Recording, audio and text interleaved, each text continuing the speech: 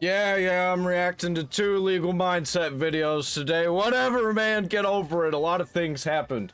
Some updates with Vitaly. The things that I said was gonna happen is happening. Vitaly freed soon? We'll see, man, we'll see. I think so, though. I think probably. Alright, let's get the fast facts from legal mindset.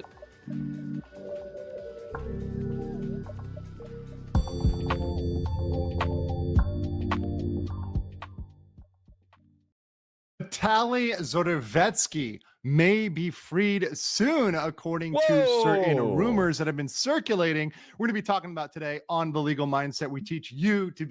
Yeah, nobody saw that coming. Except me. I saw it coming. I figured that the legal process was going to be the punishment for him, and they were just going to kick him out of the country and just free him. Don't do it again. Hopefully he don't do it again.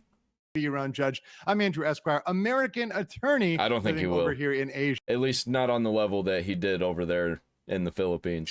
And this is where we teach you to, once again, be your own judge. So this is an update that I was really debating whether or not to do. And I thought this is an excellent chance, a perfect chance to talk about not just Vitaly, but Vitaly will be the main topic, but about multicultural boundaries, which are reflected in the law, and how at the end of the day, the most important thing when it comes to people that cross those boundaries, that go across those lines, is to make things right with that culture and those people. So we're going to talk. Yeah, so like, I guess if everybody forgives them, then all is forgiven and it's okay. Talk about that today on this fast facts version of my videos. Of course, fast facts are a quick and short, dirty version. Can they get them to forgive him? I think so. I think it's possible. I think it could happen. Of all of the latest of legal news. If you enjoy this format, if you like these shorter videos, these brief videos, please make sure to smash the like button. And after you listen to the whole video, make sure to leave a comment below on what you think. I do read those comments, and I genuinely care about what you guys have to say about these issues and what you think of my takes on these issues. So let's jump right into it. Of course, as always, I have a lovely, lovely PowerPoint on the Vitaly update as of today, August 7th, 2025. So what's going on right now? Why am I thought about starting to get into the PowerPoint game a little bit. I giving this update? I decided against it. Right now, the status is he has been charged, or he was indicted on 3 charges of unjust vexation, 3 counts of unjust vexation. Now, in my previous videos, we've gone over what that is in terms of a criminal violation in the Philippines, which can carry some time and some criminal punishment. And he's still currently in the Philippines. He's still currently behind bars. He's not free to go as of yet. However, and I think that it scared him enough. He's been behind bars long enough in a really, really shitty situation that I think he's going to at least not do stuff like this in other countries. He's just going to stick to the US. And you know what? He doesn't need to be doing that kind of shit here in the US, but I'd rather him be doing it here than there. You know what I'm saying? At least here, people can defend themselves a little bit. Many asterisks on this. There has been some unconfirmed speculation, some rumors that have not been confirmed by any official channels, that some witnesses may not testify in his trial and some charges may be dropped. Now, I want to say this over and over again. This is unofficial, and I did not want to report on this initially because typically I like to rely on official sources. I like to look at what is coming out from the government, the official news agencies. What do we know and what we don't know? What some random influencer, TikToker, YouTuber has to say might be speculation, it might be drama, it might not be true. We don't actually know what's going to go on. We don't. I could see it though. I really can. I can see how the rumor started too, because it's easy to make this kind of prediction. Don't actually know what's going to happen until we see some official statements, some comments that we can verify and back up. So while I am going to talk about this, I don't think he really did anything bad enough that's going to land him years in prison. I think they're pretty much going to be like, hey man, here's your fine, get out of the country. I want you all for the time being to take it with a pinch of salt and really use it for a broader reflection on what's going on with Vitaly. But one of the reasons why I tried to look at this and I thought about this really, really closely and deeply was looking at the last photo of Vitaly, the photo that's actually the thumbnail photo today. Now, it is not a high quality photo, but if you look very closely, and once again, it's a grainy photo, but I spent some time looking at the photo and looking at the face of this man, Vitaly. Yep. Thank you. I'll be taking that. I'm just gonna whoop and a little whoop. And there we go. That is mine. Awesome. And one question I have had, and one question I have with really all the content creators who come to Asia, particularly, or come anywhere, and they cross multicultural boundaries, which often ends up in violating the law, is are they truly and deeply repentant for what they have done? Have they gotten You can repent 2,000 times. To a point where they realize the folly in their I've repented 6,000 times in my life. Hey, he name dropped me. He said folly. actions, and they are truly and deeply sorry about that, and they have made things right with that culture. And that's one thing I'm going to say over and over again. I am just a small legal YouTube content creator. My opinion is really, as much as I like to communicate and educate, and I enjoy it, and I understand multicultural boundaries because, number one, I live abroad and I've traveled to over 100 countries and understand their cultures very, very, very deeply, at least as deeply as I can with the best of my time and abilities. I am not the ultimate judge here, right? It's not just be your own judge. It's the judge of those countries and of those people. And those people have to look at their justice systems, have to look at their culture and say, see, I think that's why a lot of people love Legal Mindset, because he is like an international guy, but he is straight up an American. He's like a Floridian. And I think people really gravitate to that. He's just like a normal American dude who just happens to be going to a whole bunch of different countries and just knows how their laws work, particularly when it comes to immigration. have we gotten to a point where we are okay that this person is rehabilitated? And when I look at the face of this man, I cannot tell. I am not sure one way or another. I'm not convinced He's one way definitely or another, broken. but I do open up the possibility that Vitaly may be on the road to rehabilitation, and there may be a possibility, my mind is open. Probably a road to redemption, more like, with this country. Definitely not on the internet. The internet still thinks he's a major fucking moron. He's a giant retard. But in the eyes of the law, they just think he's also a retard. To the possibility that this man has realized the folly of his actions, Hey, name is drop me genuinely again. repentant, and may actually be on that road. It is possible. Repent! Once again, I'm not saying whether this is true or false. That may not be true or not true. I don't know. I don't have enough information. Yeah. But I just look It seems very likely that's why he's talking about it. at that and I think about that. And we've talked about on this channel justice being served. We've talked about restorative versus retributive justice. And I explained to you guys a difference in those systems, right? Restorative, focusing on, making it right and restoring that person and the people harmed. Retributive, saying, hey, look, this is a systematic harm. There needs to be some sort of punishment. But both systems, they have commonalities. We focused in the past on the differences, but the commonalities in those systems are looking at the needs of the persons harmed, which in this case is not just the needs of the individual, but because they're content creators, particularly Vitaly, it's the needs of the country, of the Filipino people, Filipinas, Filipinos, the whole country, all Pinoys, right? They all were indeed harmed by these actions. And that's something that I think, if you really think deeply about this, is at the root of not only that, it like offended the culture. That's probably the worst thing that he did, was he offended the culture. And by that, you offend the entire country. Problem here. Once again, the laws are an enshrinement of the culture, which is a reflection of the people. And that's something that people need to really deeply understand.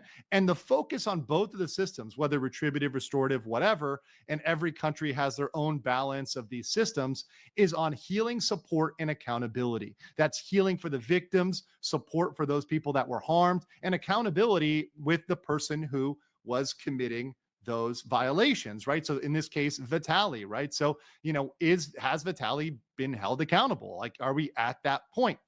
And it varies based on country and culture. It varies based on that culture, which is reflected in those local laws. And to be honest, and to be very frank with you guys, once again, I try to be as objective as possible. Yeah, it seems like Vitaly was, once he was actually, behind bars and cuffs, that he was for the most part respectable. He was respectful, unlike Johnny Somali. So I could see a few people feeling sorry for him, and that's all it takes for everybody else to, get those feelings too. It's contagious.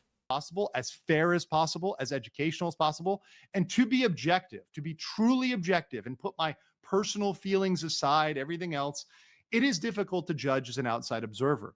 I'm not on the inside on this. I'm not one of the victims. I'm not a Filipino, a Filipino citizen. So it's difficult for me to judge that as an outside observer. And what we want to see is we want to see people get to their Shawshank moment. I've talked about this moment, right?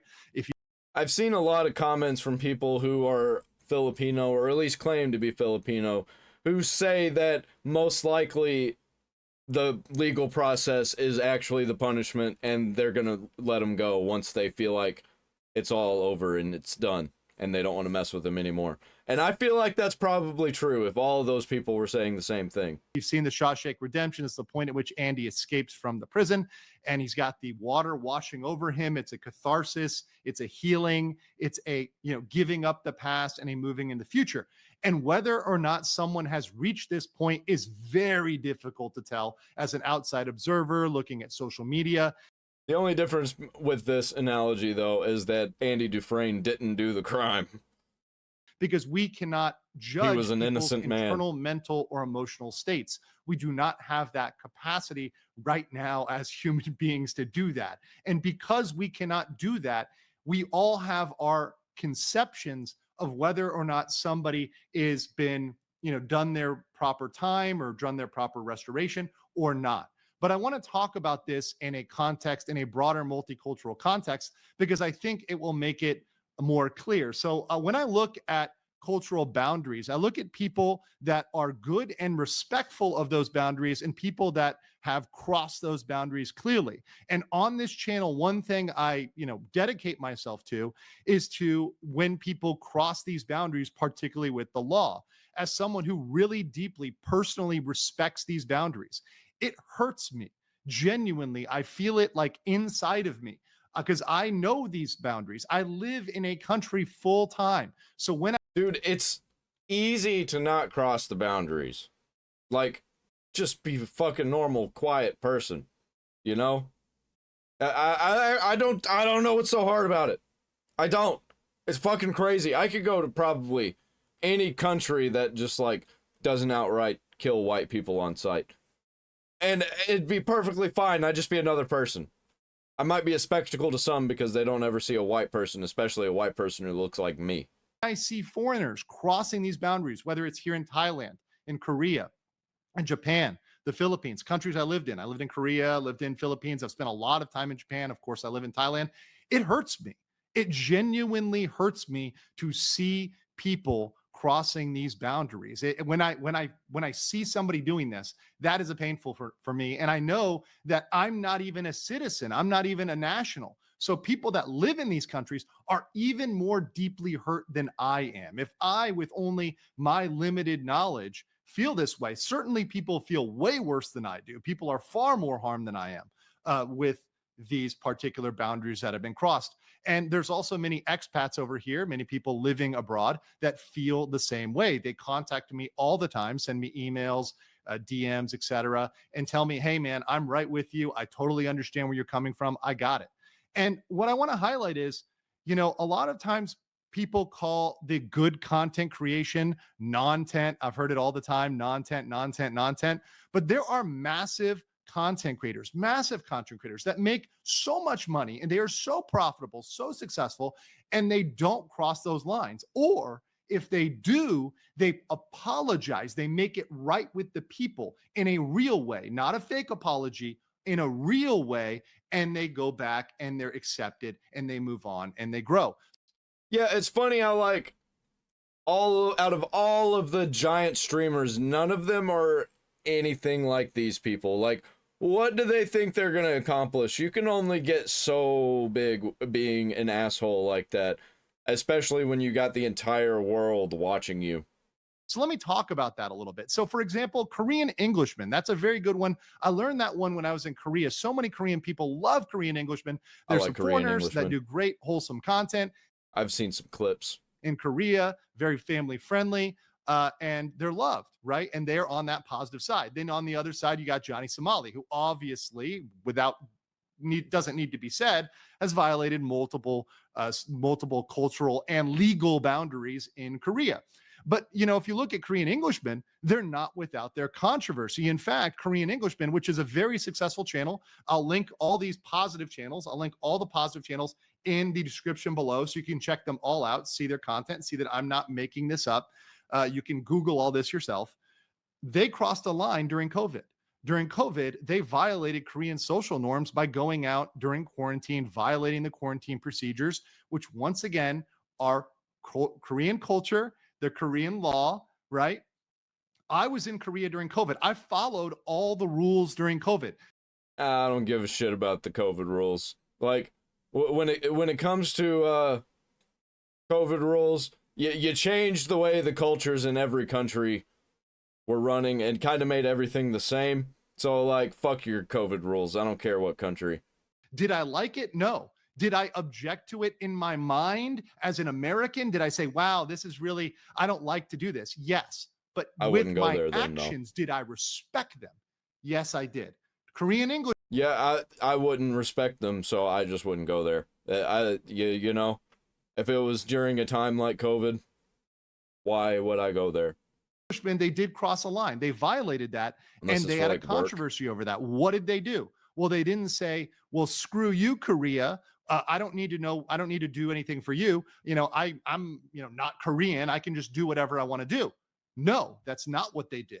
What they did was they said, we are so sorry. And to make up for it, we are not just going to apologize, but we are going to go on hiatus. This channel has millions of followers. Going on hiatus is giving up so much money. They probably lost 6, maybe even 7 figures of revenue because they just. Yeah, I just wouldn't have put myself in that position. I wouldn't have streamed like that. I wouldn't have disrespected the rules of another country. I just wouldn't have ever gone there. But in the United States, if it's just like new rules that popped up because some crazy thing happened, go fuck yourself. Like, fuck your new rules. I don't give a shit. Decided to go on hiatus due to this mess up. So they literally were saying, hey, we're going to sacrifice our money, our revenue, because we feel truly sorry. And now they're back at it. Now they're creating content. And once again, nobody's perfect. I'm not perfect. Nobody is perfect. Everybody makes mistakes. There is a way to come back. Except for me. I'm perfect. I'm absolutely perfect. Through and through. In and out. You've got Mark Vine over here in Thailand. Now, this guy's done almost nothing wrong. He's absolutely a good being, right? Who literally has never said anything negative in his life. Super positive, super successful channel, right? Same. And then you've got on the other side, Ice Poseidon, right? Who clearly violated mores and laws in Thailand and was dealt with, you know, appropriately by Thailand, right? So once again, you've got a bad and a good side. You can choose which side to be on. You've got John. Honestly, I think Ice Poseidon is more of a garbage person than Johnny Somali and Vitaly combined. Don't know who this person is. I might have reacted to this person. I don't remember. I react to a lot of stuff. Dob, a guy I have a lot of respect for, only in Japan. And then you've got DBR, the kick streamer who threw a snowball and had to flee out of Japan because he had people pressing charges against him. Yeah, I don't think that I reacted to him, but I do remember that situation. Once again, 2 sides of the coin. You can choose to be I might have. the John Dobb or be the DBR, right? You can choose to do the respectful thing to acknowledge that culture, go the other way. So let's get to Vitaly and Philippines. You've got Vitaly. Obviously, look, even his most valiant supporters, even the people that support Vitaly, I want you to listen to me. We can all acknowledge that he crossed a cultural boundary. He crossed boundaries that should not be crossed.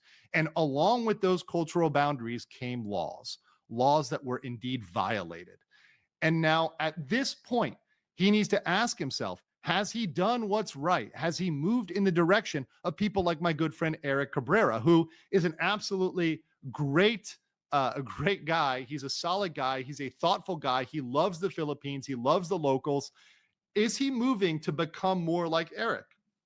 And Eric, by the way, is the guy who confronted him, the guy who got up in his face. And a lot of people think that getting up in people's face or confronting people or calling people out is simply because you want clout, is simply because you want money or something else. Yeah, you're making it worse for everybody else. Like, you deserve to be called out. Like, this ain't just a drama game, man. Like, when you're actually bad for the environment of the internet, we got to do what we can to make it right, to clean it up. And that's why we make fun of retards here.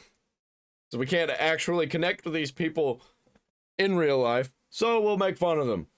We'll just be part of the masses that makes fun of retards. That's not what it is. What it is we want to see people like me and Eric, we both want to see people make it right. And if people truly make it right, if they truly do the right thing, if they truly are accepted by the people as having corrected the problem, then I can say I am comfortable with that. And Eric, and I'm not going to speak fully. Yeah, we're just trying to make everything cool and awesome out there, man. And you're ruining it. For him, I'm sure that he would be of a similar mind to me. What we want to see is not you. Yeah, we want it to be cool and awesome for everybody, not just you making it right for me. Once again, my opinion ultimately doesn't matter. It's the opinion of the Filipino people. So the question is, and my question to kind of round this out is, has Vitaly made it right with the Filipino people? Can he make it right for the Filipino people? That's the question. That's the challenge. I want to know what you guys think about that, and I'll catch you. I think so. I think he can get people feeling sorry for him. Like, as long as he is respectful and quiet and it's like, yes, sir, no, sir, that kind of attitude. I think he's got him. I think he's got this. I think the legal process was probably the punishment. But if it gets a couple years, I'm not going to be too upset about it. If it gets 10 years, I'm going to be like, hold up, man. This is a little much. Johnny Somali, on the other hand, over there in Korea, I think he deserves like 20 years, 30 years. Because he did some weird stuff with some children online. I do not like it. Do not like it one bit. Also, weird stuff, children at theme parks, ruining families' lives. Like, comment, subscribe, ring the bell for all the notifications.